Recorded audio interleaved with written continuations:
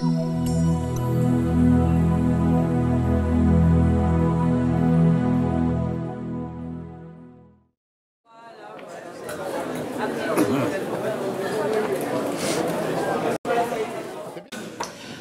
mademoiselle, monsieur, bonjour. Nous sommes partis pour un petit tour du monde. Un petit tour du monde avec les chocolats que va nous présenter Michael Azouz. Et puis également avec un tour de France avec les vins de nos amis vignerons ici présents. Nous allons donc jouer un exercice qui n'est pas toujours très facile. Surtout un exercice qui est loin des préjugés que l'on peut avoir. De prendre le chocolat avec tel type de vin, le fromage avec tel type de vin. On va jouer un exercice qui est assez délicat et vous verrez qu'il n'y a pas de règles, aussi bien pour le fromage, le rouge que le vin blanc, aussi bien pour le chocolat, des vins mutés, des Rivesaltes, des Sancerre, que des vins rouges et pourquoi pas du Médoc. Cette table ronde de dégustation d'accords chocolat-vin est organisée par le Salon Vinovedia, Virginie et Benoît Escoffier, qui est par là, dans le cadre du salon Champagne et Foie Gras, qui se tient pour la 3e année ici à l'espace Tête d'Or. L'organisation, c'est très simple. On va vous présenter le chocolat, on va vous présenter les vins, les vignerons sont là, et vous aurez la possibilité de déguster l'un et l'autre. Alors s'il vous plaît, pour des questions de télévision et d'organisation et de courtoisie, attendez que les jeunes filles passent avec les assiettes de chocolat et les verres de vin et ne vous précipitez pas sur nos assiettes, mais vous en aurez, il n'y a pas de souci. Tout d'abord, je tiens à remercier Michael Azouz et à vous le présenter. Je voulais bien l'applaudir, s'il vous plaît. Ça va vous réchauffer un peu. Comme on dit à la télévision, c'est un peu mou, hein, dirait Michel Drucker. Alors, Michael Azouz, que vous voyez là, nous vient de Vesoul. Il est chocolatier dans ce beau département de la Haute-Saône. Et puis, me direz-vous, pourquoi a-t-il un col avec plein de drapeaux? Eh bien, tu le sais, il est champion du monde. Effectivement, Michael Azouz était l'un des 3 de l'équipe de France qui a remporté en 1989 le premier championnat du monde que l'on appelle la Coupe du monde de la pâtisserie, qui est organisée chaque 2 ans dans le cadre du CIRA, qui va avoir lieu en janvier 2013, parallèlement au Bocuse d'Or. Cette Coupe du monde de pâtisserie permet à 3 candidats, l'un dans le chocolat, l'autre dans la glace et le 3e dans le sucre, de pâtisserie, de réaliser pendant cette compétition des plats qui sont jurifiés par un jury international. Michael Azouz, donc une fois encore, bonjour, merci d'être venu. Qui est Michael Azouz aujourd'hui, à la fois professionnellement et humainement, après ce titre de champion du monde, que vous portez, somme toute, avec modestie? Eh bien, Michel, 70 ans dans 3 mois. J'ai commencé mon métier à l'âge de 15 ans, par l'apprentissage, le compagnonnage, et puis toujours présent, parce que je crois que le chocolat maintient en forme, le bon vin également. Et je vais citer le Dr Cohen pour bien se porter, je répète bêtement, buvez du bon vin rouge, mangez du chocolat pur beurre de cacao et faites l'amour le plus souvent possible. Alors je reviendrai sur le beurre de cacao qui n'a rien à voir avec l'amour, bien entendu, quoique il paraît que ça peut donner des idées.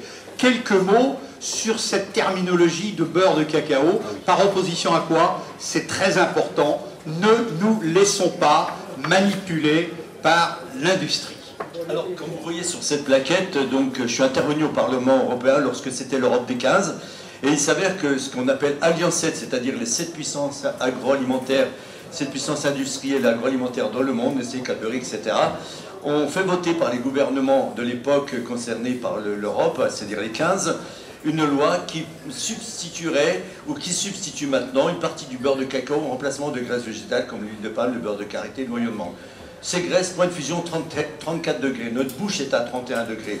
Point de fusion du pur beurre de cacao, j'expliquerai après ce qu'est le pur beurre de cacao, 28 degrés. Ce qui veut dire que quand vous allez déguster ce chocolat, il va fondre immédiatement en bouche. Pourquoi? Parce que vous avez une bouche à 31 degrés. Je ne parle pas de la température du corps. Donc le pur beurre de cacao, qu'est-ce que c'est? C'est la pression de la première fève, de la fève de cacao, en première pression, comme l'huile. La deuxième pression s'appelle... Fève. Voilà. Mesdames et messieurs, voilà ce avec quoi l'ont fait du chocolat. Les fèves que l'on trouve à Madagascar, que l'on trouve à Java, que l'on trouve au Venezuela, que l'on trouve également en Afrique. Donc la qualité, ça va être simple, je vais aller à l'essentiel. Qu'est-ce que du chocolat, quelle que soit l'origine, pur beurre de cacao, c'est pas une bible, hein. Pur beurre de cacao, cacao, sucre, vanille naturelle. La lécithine n'a pas lieu d'être. La lécithine, c'est un apport d'une matière qui est souvent issue d'OGM, mais je ne parlerai pas des OGM, qui donne une certaine viscosité au chocolat. Donc aucun intérêt si c'est du pur beurre de cacao. Par contre, ce que vous trouvez ailleurs, avec des pourcentages XY jalons très hauts, ben, ce sont des beurres de cacao, donc des acides gras saturés déjà. Et méfiez-vous dans les ingrédients, lorsque c'est marqué cacao maigre, c'est un cacao qui est top ou dégraissé. Parfois les dames se donnent bonne conscience en disant bon, chic, il n'y a pas de matière grasse, c'est très bon. Ben, faux.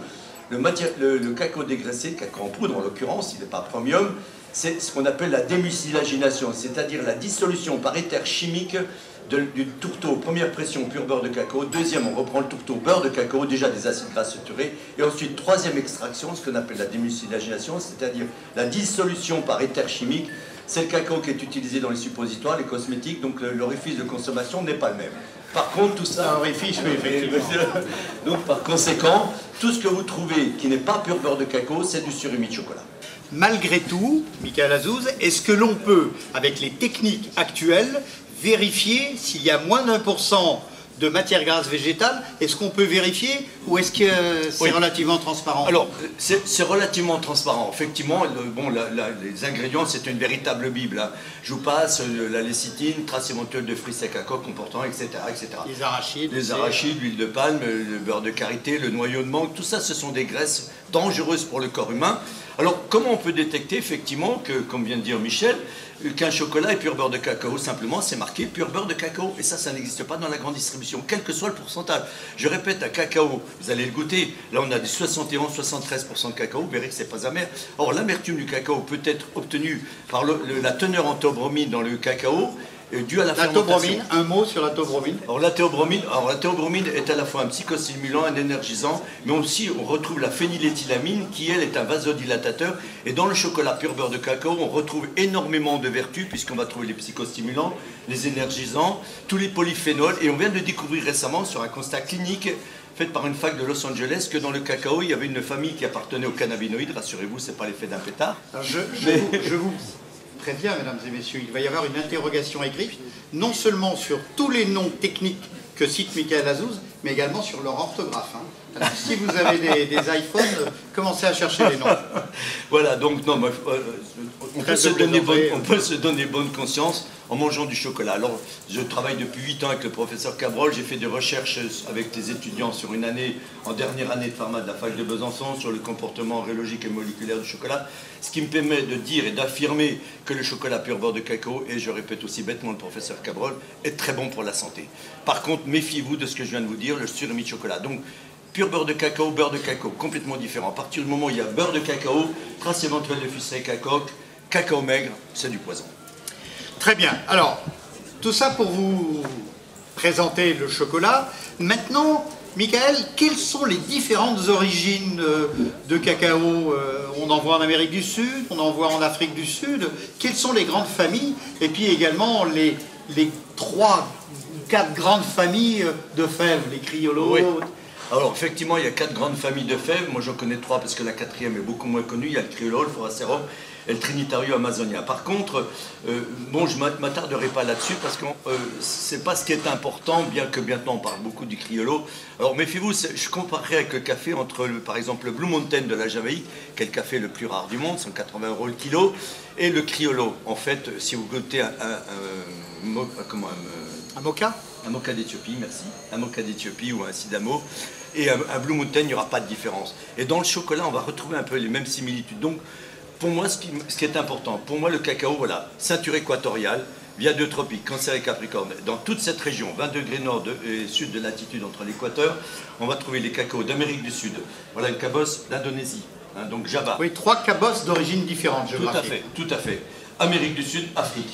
Alors, évidemment, selon les composants organoleptiques de la fève de cacao, on va obtenir par la fermentation une amertume un peu différente. Et c'est ça qui compte, en fait, c'est le terroir.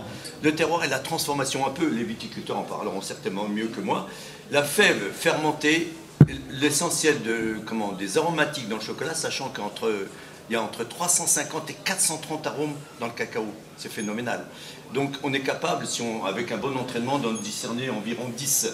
Donc par conséquent, le chocolat, pour répondre à ta question, se situe dans cette zone géographique. Et alors je ne parlerai pas de l'Afrique parce que je n'utilise pas l'Afrique, mais... Pas l'Afrique ou Madagascar? Alors Madagascar, exceptionnel. Exceptionnel. Alors dans Madagascar, vous savez que c'est l'île où il y a de la fraise, de la framboise, du cacao, de la vanille, du café. Donc c'est assez exceptionnel. Et il y a également des malgaches. Et il y a aussi.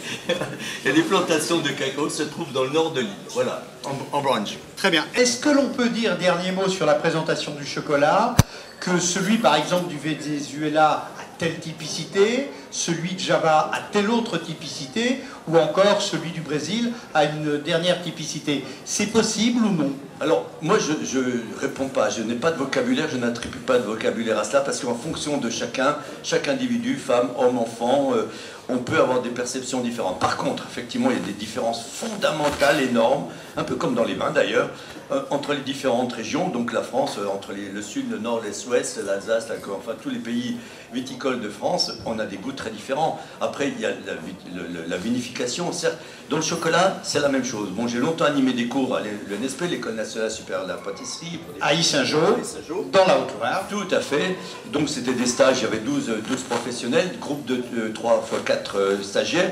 Même recette, même formule, même produit, même température, chaque fois un résultat différent. Donc c'est un peu comme le boulanger, je ferai cette comparaison, je m'arrêterai là-dessus, on laisse fermenter la pâte, on la rompt à un certain moment, la température du four est identique, mais si vous laissez plus ou moins lever votre pâte, elle va avoir une acidité différente.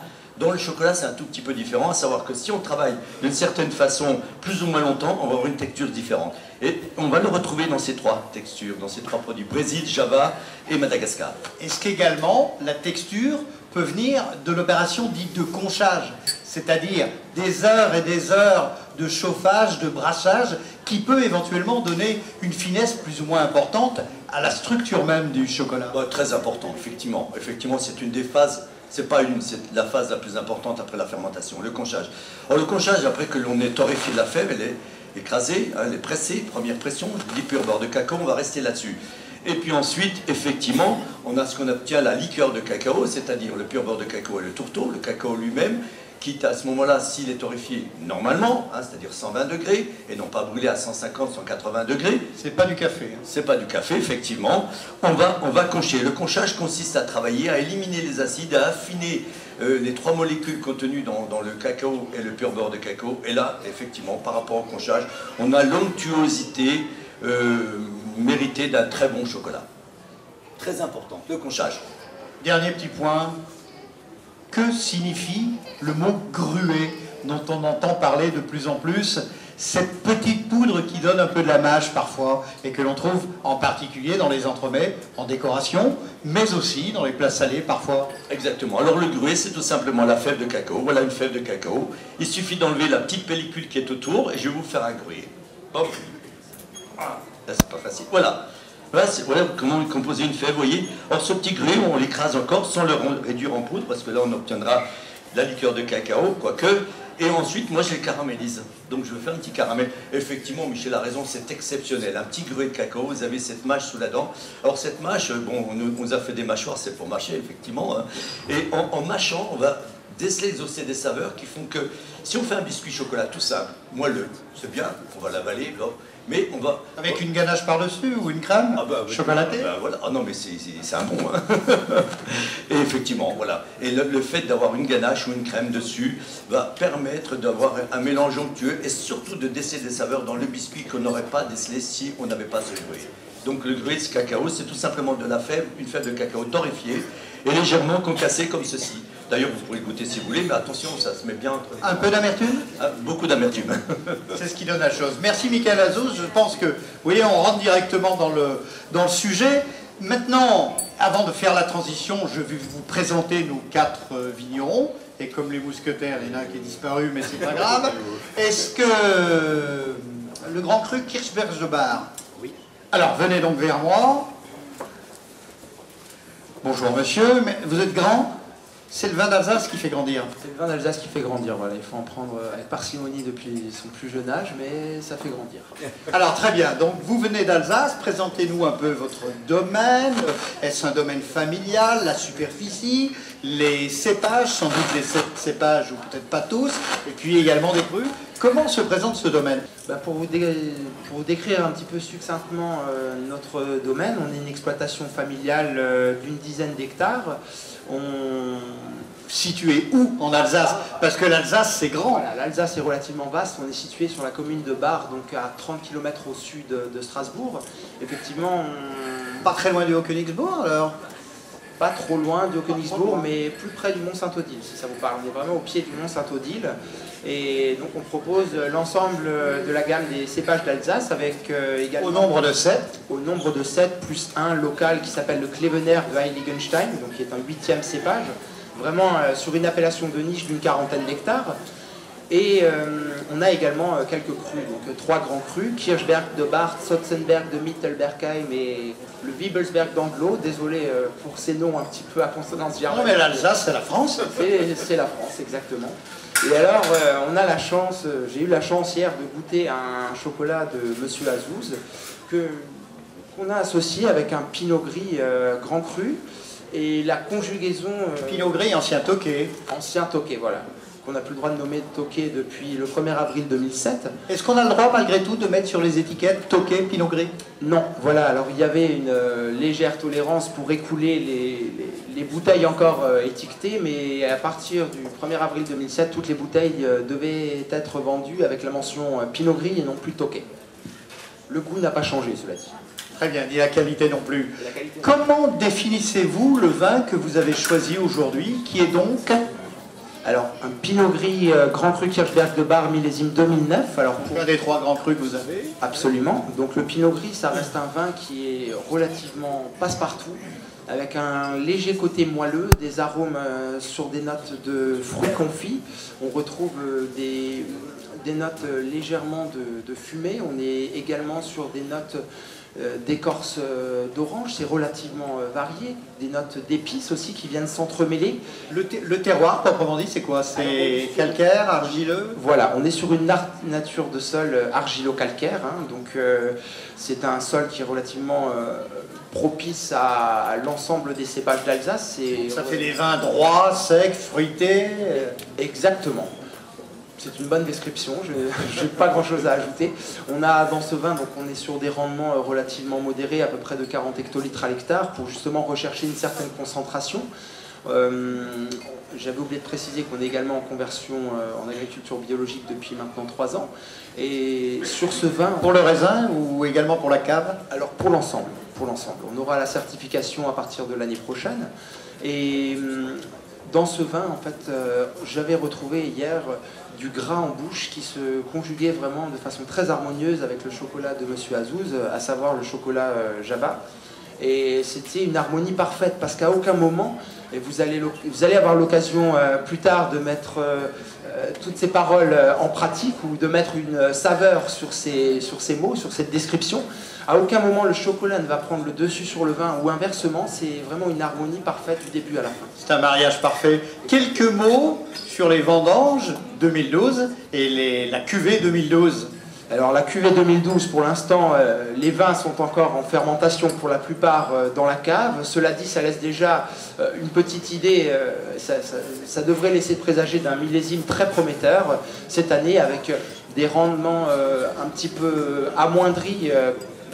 Pour cause de météo, entre autres, hein, le gel. C'était la conséquence de tous les aléas climatiques qui ont pu sinistrer un petit peu l'ensemble de la récolte tout au long de la saison. Donc, du gel d'hiver, non pas du gel printanier, mais qui ont parfois un petit peu bousculé ou dérangé les sorties de bourgeons sur certains cépages, des averses de grêle, et puis alors un temps presque tropical, c'est-à-dire très moite, chaud et humide au mois de juillet, qui a laissé place à, on va dire, l'apparition de différentes maladies, et nous, vignerons, avons dû redoubler de vigilance au niveau des traitements pour quand même avoir des raisins sains et pas altérés par ces différents champignons.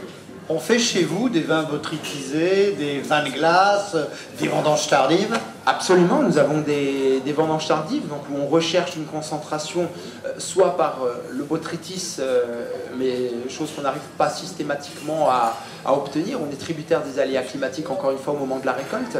Autrement, effectivement, les gelées, donc la concentration par le froid, va aussi permettre de concentrer Le sucre et les arômes.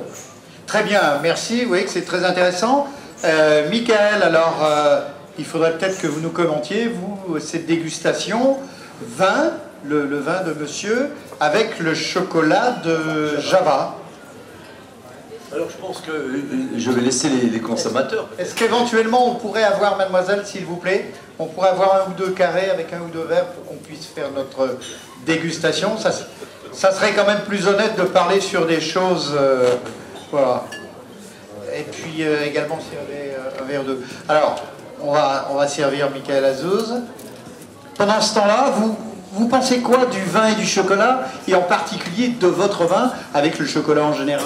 Alors écoutez, les accords vin-chocolat sont des choses qui se font depuis tout temps. Il y a des choses très harmonieuses et d'autres un petit peu moins. On peut faire des essais, se tromper, et parfois quand on trouve un accord réussi, je pense qu'il faut le garder en mémoire.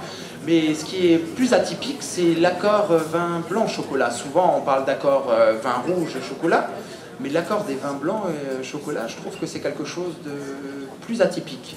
Oui, mais il m'a été, je dirais, durant certaines dégustations, j'ai eu l'opportunité de marier un Gewürztraminer en grand cru, donc avec un certain moelleux, une certaine teneur en sucre, et puis un certain bouquet aussi sur les épices et sur les arômes fruités et floraux, c'est très riche, avec un chocolat noir amer, du pain d'épices et du roquefort.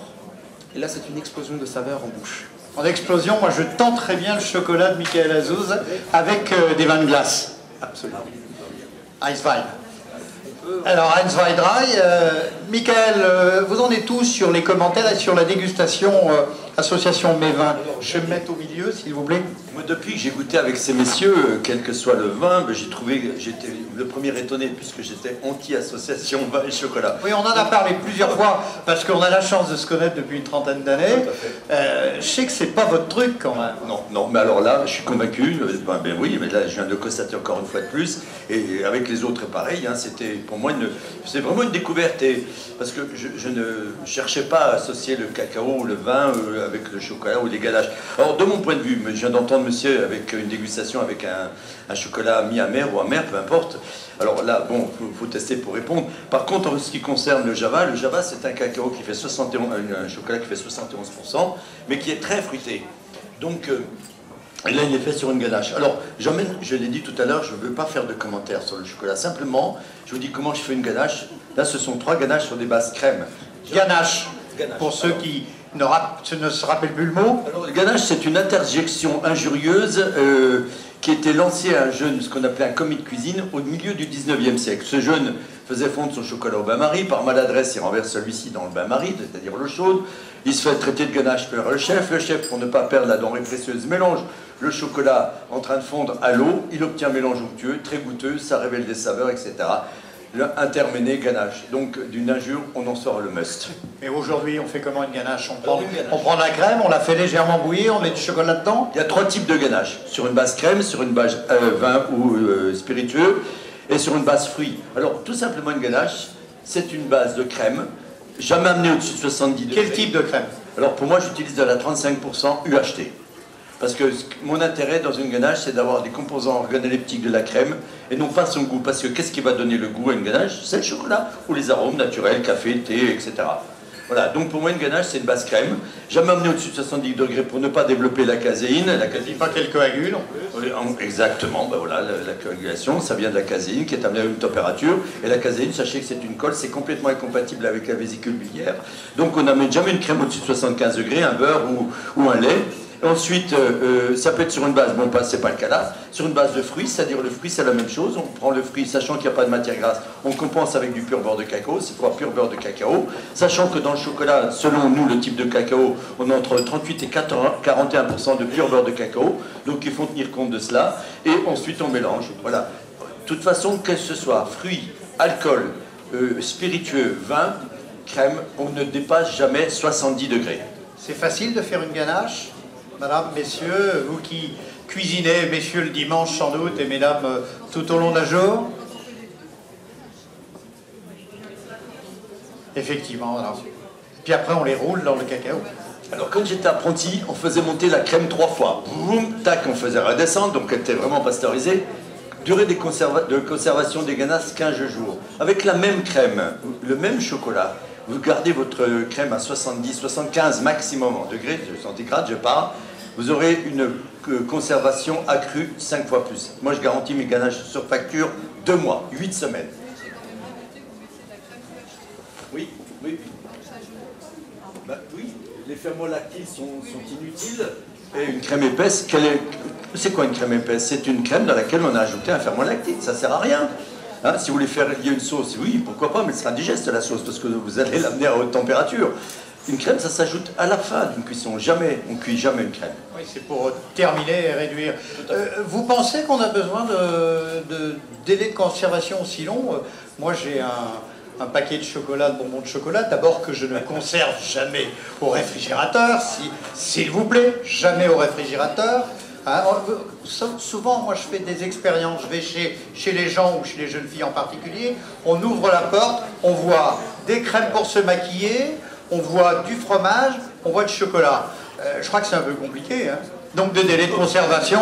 Alors, les délais de conservation, tout simplement parce qu'on expédie beaucoup au Japon, et il est nécessaire, quand je dis 2 mois, c'est des qualités intégrales, c'est-à-dire qu'au bout de 2 mois, les arômes... Il n'y a aucune perte organoleptique. Aucune perte, aucune perte. Pour la bonne raison, c'est que je prends l'exemple d'une ganache au café. Alors, c'est la petite anecdote, et je ne m'éterniserai pas dessus. Il y a 6 ans, 7 ans, je ne sais plus exactement, j'ai fait un séminaire au Karmali. C'est le monastère du Dalai Lama qui se trouve en Savoie. Il s'avère qu'on était avec 2 autres compagnons, compagnons du Tour de France, et on a discuté avec ces moines qui sont tous végétariens, je ne le suis pas. Et ils m'ont dit, mais lorsque tu manges un végétal, il va te donner son énergie. Ça fait tilt chez moi. Quand je fais mes ganaches au thé, je laisse le thé dans la ganache. Et le thé est broyé, le café c'est pareil. Vous allez goûter chez nous un café Blue Mountain, on fait 3 sortes de café. Blue Mountain, Kenya, Papouasie, on laisse le marc de café dans la ganache. Et durée de vie, très longue. Très bien. Alors, un dernier mot sur cette association avec ce vin qui n'a pas fait la semaine. Oui, bah, moi je ne m'éterniserai pas. Simplement, ganache Java, c'est uniquement un cacao qui vient de l'île de Java, c'est-à-dire en Indonésie. Et c'est la spécificité de ce chocolat qui comporte, puisque beaucoup raisonnent en pourcentage, 71% de cacao, et vous aurez rendu compte qu'il n'y a pas d'amertume. Voilà. Donc pour moi, l'accord est... S'il fallait mettre une note 10, on ne donne pas, c'est le bon Dieu, t'es d'accord? Je mettrais 9 sur 10. Puis on ne va pas parler du bon Dieu, si on a parlé du Dalai Lama, on ne peut pas parler tout le monde en même temps. Alors, cher ami alsacien, vous qui êtes grand et plein de délicatesse, vous pensez quoi de l'association du chocolat de Java de Michael Azouz avec votre Alsace Grand Cru?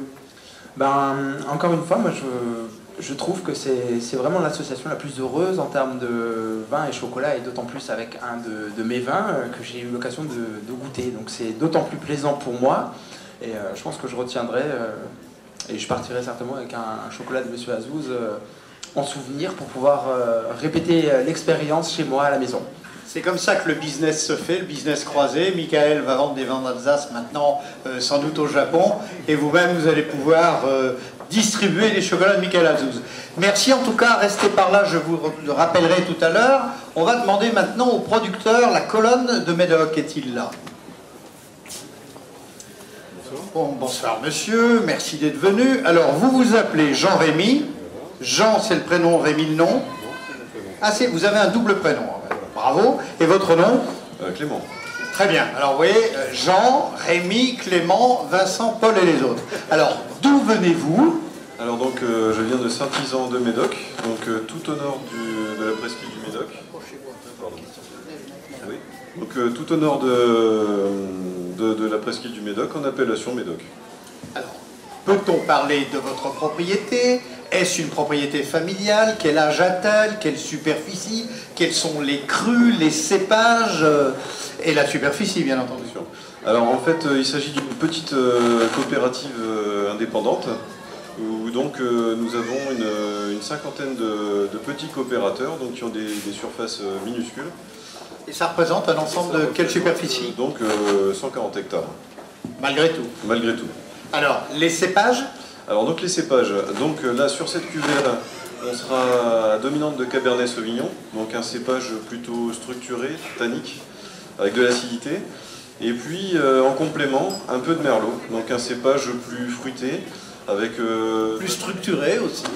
Oui, mais davantage de rondeur quand même et d'accessibilité. Alors, et les crus? Donc, et les crus, alors donc nous sommes tous sur Saint-Isan, donc tous sur le même cru. Et par contre, nous faisons 3 assemblages. Voilà. Donc nous avons un premier vin donc, à base de Merlot, essentiellement, qui n'est pas élevé en barrique. L'idée c'est de faire un vin assez facile à boire, un vin de tous les jours. Et puis, qui titre combien? 13, 13,5? Alors ça dépend des millésimes, mais sur le millésime 2010, on est plutôt à 14. C'est un peu la caractéristique des vins de ce secteur géographique, hein, de bien se tenir en alcoolométrie. Voilà, c'est ça. Lorsque la climatologie le permet, effectivement, on atteint des degrés assez importants. Donc nous faisons une autre cuvée qui est un médoc vraiment classique, qui est plus typé Cabernet Sauvignon, qui est élevé en barrique. Et puis là, donc, cette cuvée que vous allez goûter, c'est une sélection de vieilles vignes, en fait. Vieilles vignes, 30, 40, 50 qui ont plutôt plus de 50 ans, en moyenne. Qui ont été plantés par vos grands-parents, sans doute. Voilà, en gros, oui, c'est ça, qui n'ont pas été plantés par les viticulteurs qui sont aujourd'hui à la cave. Donc, ils produisent peu de raisins. On est à peu près à 30 hectos par hectare en moyenne. Donc, ça produit des raisins assez concentrés, assez riches.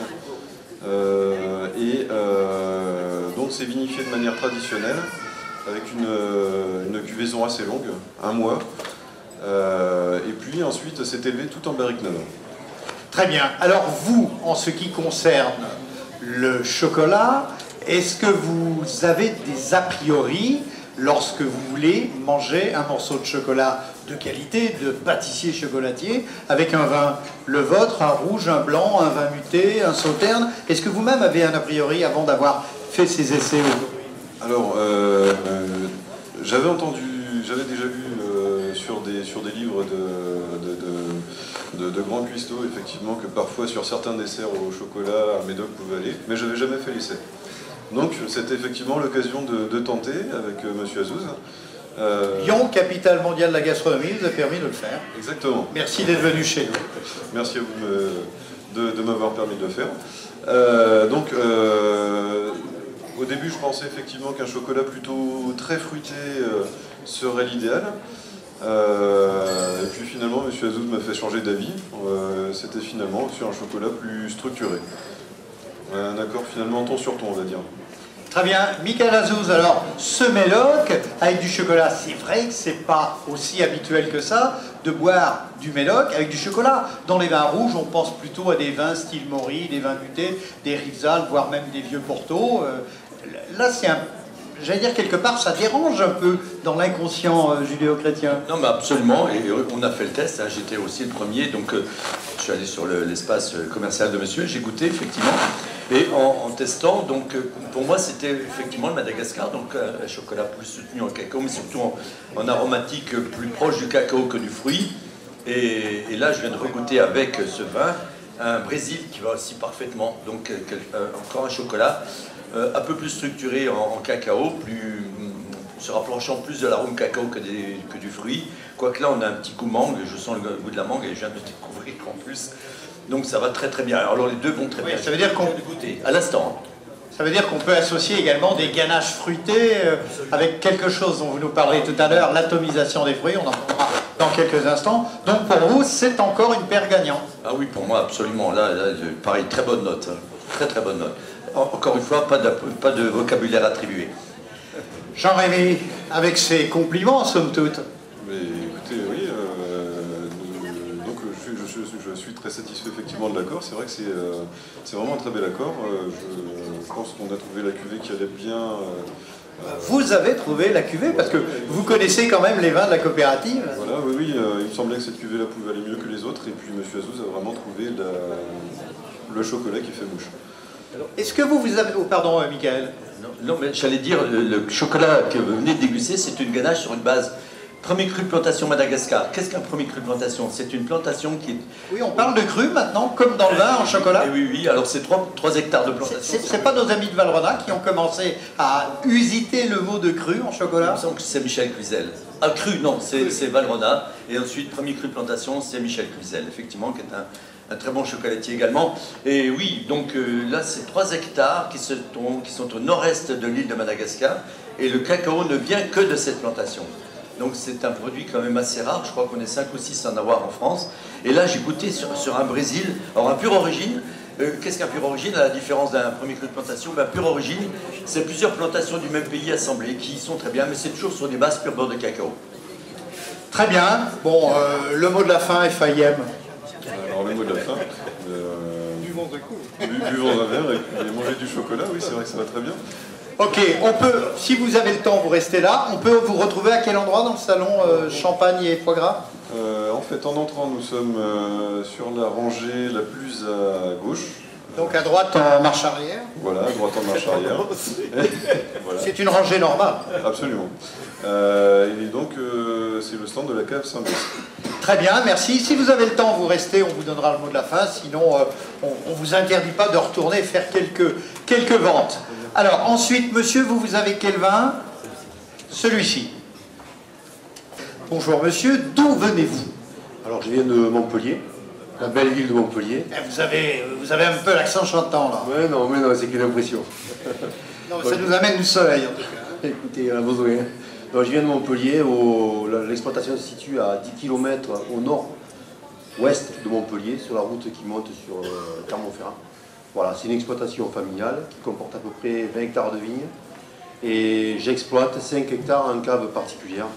Le restant est apporté à la cave coopérative de Saint-Georges-d'Or. Les cépages, les appellations? Alors, en encépagement, on travaille un petit peu tous les cépages. Sur ce produit-ci, on est sur des cépages caractéristiques de l'appellation au nombre de 5. Il y a Syrah, Grenache, Mourvèdre, Cinsault, Carignan. Sont utilisés dans cette bouteille 2 cépages Syrah, Grenache. À quel pourcentage? Grosse majorité Syrah, on est à plus de 80% Syrah et 20% Grenache, 15-20% Grenache. L'appellation, si je me rappelle bien, vous donne un petit peu plus de souplesse sur les pourcentages. Pas du tout. On est sur on est vraiment très c'est très comment dire, restrictif. On est sur des assemblages, uniquement sur des assemblages en Languedoc. On n'a pas le droit d'utiliser l'appellation sur un vin monocépage. Voilà. Et on a des fourchettes de pourcentage qui sont strictes. C'est-à-dire que les 80% sont bien la limite. Minimum 20%. Voilà, on est sûr. Alors vous, lorsque vous buvez un vin, et plus particulièrement l'un de vos vins, et que vous mangez du chocolat, d'abord, premièrement, est-ce que vous le faites ça? Franchement, non. Alors ça, c'est une réponse qui me va bien. Bravo, parce que effectivement, c'est pas habituel. Sans parler de votre vin, dans un second temps, si je vous dis, choisissez un vin sur une palette de la carte de France avec un chocolat, vous allez naturellement vers quelle région ou vers quel type de vin? Alors c'est vrai que j'aurais tendance à mettre un vin un petit peu doux, voilà, parce que l'image que j'ai du chocolat, c'est quelque chose d'assez gras, donc un palais, comment dire, un petit peu bouchonné, enfin bouché par tout ce qui est gras, et donc j'aurais tendance à mettre un vin assez puissant au niveau et assez doux. Voilà. Alors vous pensez à un rouge ou à un blanc? Non, je serais parti sur un vin blanc. Un Sauterne? Par exemple. Très bien. Sauterne, on va dire. Pourquoi pas? Bon, ça, ce garçon me plaît bien parce qu'il est bien honnête. Alors, maintenant que vous avez eu l'opportunité de rencontrer notre champion du monde, Michael Azouz, qui nous vient de Vesoul, je le répète pour ceux qui viennent d'arriver, qu'avez-vous pensé de la dégustation du chocolat qu'il vous a proposé avec votre vin dont vous allez nous parler? Ben écoutez, je pense effectivement le mariage est assez percutant, hein, et c'est Percutant au bon sens du terme. Au bon sens du terme, et c'est un assemblage que je n'aurais pas osé de moi-même effectuer. Voilà. Donc très satisfait. Et je remercie M. Azouz de m'avoir donné l'opportunité de créer cette évidence. Alors vous aussi, vous allez faire du business croisé. On peut voir ça comme ça. Michael, alors ce vin avec vos chocolats. Ah ben moi, comme dit monsieur, j'ai été le premier surpris très agréablement. J'ai goûté 3 vins. Bon, je suis resté sur celui-ci et le précédent qui sont pas très semblables, mais quand même avec une aromatique très intense. Et alors avec le chocolat, j'ai tout de suite senti... Madagascar. Sans prétentieux, hein, oui, sans prétention. Madagascar et Brésil, ils vont aller les deux, j'en suis persuadé. Mais Madagascar d'abord, c'est-à-dire un cacao assez soutenu, non pas en pourcentage, parce que je le répète, puisqu'il paraît que la répétition c'est la base de la pédagogie, n'est-ce pas que... Enfin, surtout en politique. Des fois qu'on n'ait pas compris la première fois. C'est un cacao qui est, comme je le répète, un premier cru de plantation assez rare et qui a une aromatique qui, moi, m'enthousiasme beaucoup. Et sur ce vin, pareil, note maximum. Très bien. Le mot de la soif. Tiens, je ne vais pas vous demander le mot de la faim FAIM, mais le mot de la soif.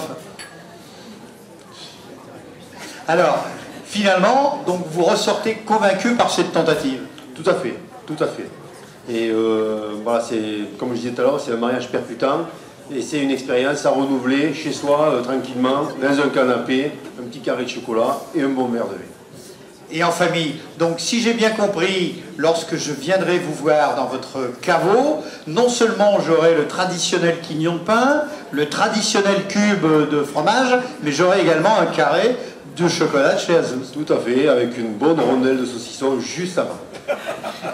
Très bien, mais vous savez, moi j'ai l'habitude à Lyon de faire des mâchons et je peux commencer aussi bien par le chocolat et terminer par une daube. Merci à vous en tout cas, ça me fait plaisir parce que c'est vrai que nous le disions en préliminaire, l'association vin-chocolat n'est pas quelque chose de traditionnel. Merci, on vous trouve où sur le salon Champagne et Foie Gras? Stand 41, c'est l'allée qui est quasiment en face, légèrement à droite. Très bien, merci à vous. Alors, Michael, c'est extraordinaire. Encore un tiercé gagnant. Oui, mais je n'ai jamais consommé autant de vin et de chocolat à la fois. Successifs avec des vins vraiment très différents. Des chocolats, on a 3 sortes, certes, mais alors là, je trouve que c'est fabuleux. Et là, je révise complètement mon jugement, parce que c'est vrai que j'avais beaucoup d'a priori. J'avais déjà goûté certains vins, peut-être pas les bons, j'en sais rien, c'est possible. Mais en tout cas, là, très bonne note sur les 3. Pas dans les mêmes circonstances, en tout cas.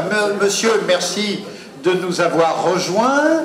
Venez donc vers nous. Alors vous êtes dans le Rivesaltes. Alors on a intellectuellement plutôt l'habitude d'associer ce type de vin muté avec le chocolat, comme le Maury ou d'autres vins. Je vais d'abord vous demander de présenter votre exploitation, le domaine Tri. Bonjour, donc je suis domaine Tri Jean-Baptiste. Je suis installé depuis 5 ans maintenant en cave particulière. Donc j'exploite une quarantaine d'hectares à Tresserre, un petit village au sud de Perpignan, entre la mer Méditerranée, la frontière espagnole et le Piémont pyrénéen. Alors donc tout ça, ça nous donne une climatologie qui permet d'avoir des vins et des cépages et des exploitations très originales et très typées. Exactement, on est tourné vers le soleil de toute manière, hein. Donc on travaille avec lui, on a un climat qui est très chaud, très intéressant, de type méditerranéen. Ça nous permet de faire des produits comme le Rivesaltes, qui est un vin doux naturel. Alors c'est quoi un vin doux naturel, pour ceux qui ne l'ont pas en tête? Un vin doux naturel, c'est un vin qui est muté, c'est-à-dire on va démarrer une fermentation, à un moment donné de la fermentation, on va rajouter un petit peu d'alcool pour arrêter la fermentation. Donc on va garder les sucres naturels du raisin qui n'a pas fermenté, et on va avoir un peu d'alcool à rajouter, qui est de l'alcool neutre, d'origine vinique, bien sûr, qui n'est pas aromatisé. Donc ça va nous donner les vins doux naturels. Vous, lorsque je vous dis chocolat et vin, naturellement, vers quoi allez-vous? Et est-ce que vous le faites déjà ou non, comme votre prédécesseur? Ah oui, bien sûr, on le fait, puisque le Rivesaltes, c'est quand même un vin c'est un vin doux qui va très, très bien se prêter avec les chocolats. C'est un vin qui est élevé en barrique où on ne fait pas d'ouillage, c'est-à-dire qu'on remplit la barrique, puis après, pendant quelques années, on oublie. Donc ce vin va avoir les arômes qui vont être un petit peu... qui vont être évolués. Donc on va avoir des notes prunes, figues, fait tous des arômes un peu confits, un peu eau de vie. Et ça, On est dans le fruit et puis on se rapproche également un peu de ceux de la fève de cacao. exactement, donc c'est pour ça que ça va aller très très bien avec le chocolat. En plus, c'est des vins qui ont beaucoup de rondeur, qui vont pouvoir justement apprécier la puissance du chocolat, parce que le chocolat a beaucoup de puissance quand même en bouche. Et tout le monde ne peut pas, tous les vins ne peuvent pas s'y approcher. Voilà. Michael, les gras du chocolat malgré tout et le côté riche du Rivesaltes, ça joue ensemble? Alors oui, absolument, sachant que tout à l'heure j'ai dit que le pur beurre de cacao, côté gras, le pur beurre de cacao, je ne parle pas de beurre de cacao, fond à 28 degrés, point de fusion, bouche étante à 31. À partir du moment où on consomme le chocolat, il va très vite se dissoudre. Par contre, si derrière on prend une boisson très glacée, très froide, on va figer les particules de matière grasse sur la langue, sur les papilles, qui vont avoir une sensation de gras, et on va complètement détruire les arômes à la fois du chocolat et aussi du vin. Donc par conséquent, et là monsieur a raison, le Rivesaltes, on en vend à la maison, donc je sais que ça va très bien ensemble. Là, il n'y a aucune erreur possible. Donc pour moi, ce ne sera pas une révélation, ce sera encore une confirmation. Et ça, je parie tout de suite que ça va très bien. Et ça sera sur un Brésil, chocolat du Brésil. Donc, Qui est plus typé. Voilà, 73% de cacao, mais avec des noix de fruits. Là, je ne dirai pas lesquelles, peut-être que vous les trouverez vous-même. Parce que, encore une fois, je n'alloue pas de vocabulaire au chocolat. Très bien. Alors, le domaine Tri, monsieur Tri, vous pensez quoi de tout ça? Je dis aux gens qui dégustent qu'ils essaient d'apprécier au maximum, puisque je pense qu'on n'a pas tous les jours la possibilité de goûter des chocolats aussi bons, aussi purs, et aussi... Champion du monde. Exactement. Et aussi des vins aussi intéressants, voilà. Très bien. On vous trouve où sur le salon, le domaine Tri? Je suis à la place numéro 25. Alors, la place numéro 25. Eh bien, merci à vous, une fois encore. Et puis, on va terminer avec Michael Azzouz. Donc déjà, dans une première étape, conclusion de ces accords chocolat-vin.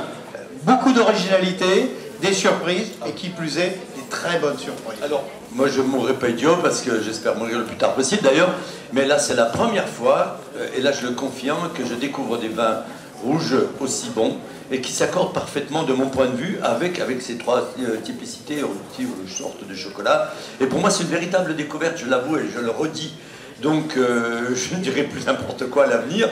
Et là je suis convaincu. Donc pour moi c'est très enrichissant. Donc merci à ces messieurs, merci aux organisateurs du salon de m'avoir permis de découvrir et de faire une association entre ces vins qui sont extraordinaires et notre chocolat. Donc, il n'y a pas de règle absolue, hein. Chocolat, vin, ça marche, premièrement.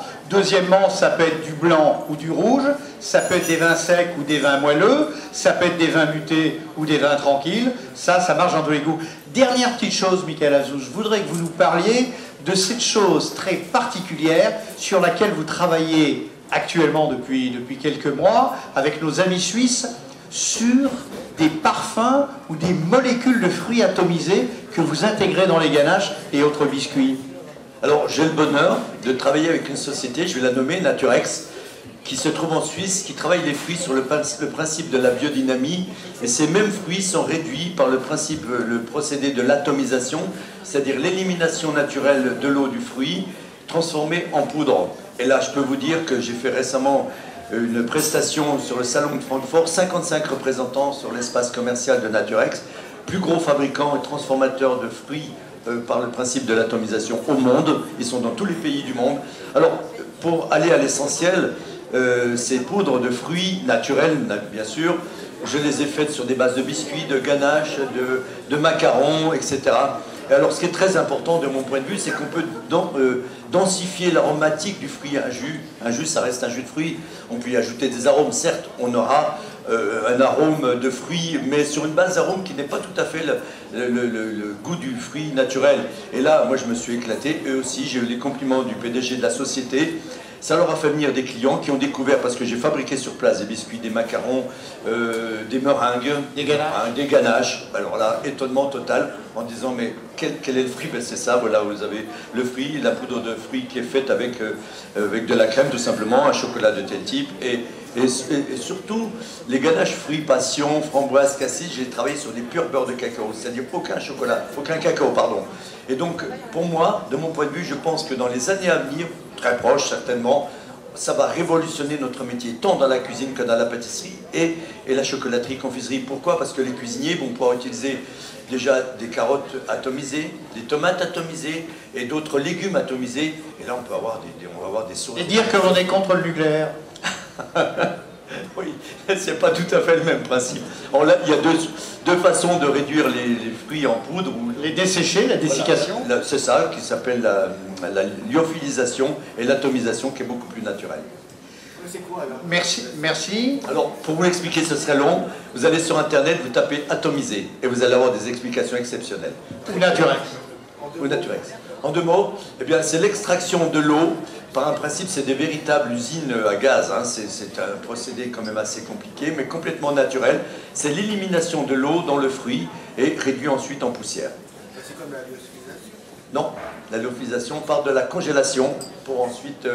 voilà, et donc c'est plus vite, comment dirais-je, sensible à l'humidité. Eh bien, Michael Azouz, merci. Je rappelle que Michael Azouz a un stand sur le salon Champagne, foie gras et chocolat qui nous vient de Vesoul. Michael, si on veut de vos chocolats et qu'on n'est pas forcément en transit par Vesoul, comment fait-on? Alors, on a des points de vente au Japon. Très bien. Et si je ne suis pas au Japon? Alors, non, c'était la petite plaisanterie. On a un site internet, mais pas tout à fait en ligne, www.azouz.com, et là, par un email, bon, on travaille beaucoup par expédition aussi. Merci, mesdames et messieurs, merci de votre attention, sous vos applaudissements. Kampai, comme on dit au Japon, et puis j'espère que vous avez découvert un certain nombre de choses, comme nous avons pu le faire cet après-midi. Merci à Benoît et Virginie Escoffier du salon Vinomédia, des salons Vinomédia, pour ce 3e salon Champagne, foie gras et chocolat, ici à l'espace Tête d'Or à Lyon. Merci et surtout, bonne fête de Noël, belle fête de fin d'année, avec beaucoup de gourmandises, beaucoup de bons vins, de bons chocolats et de bons foie gras. Merci, belle fin d'après-midi.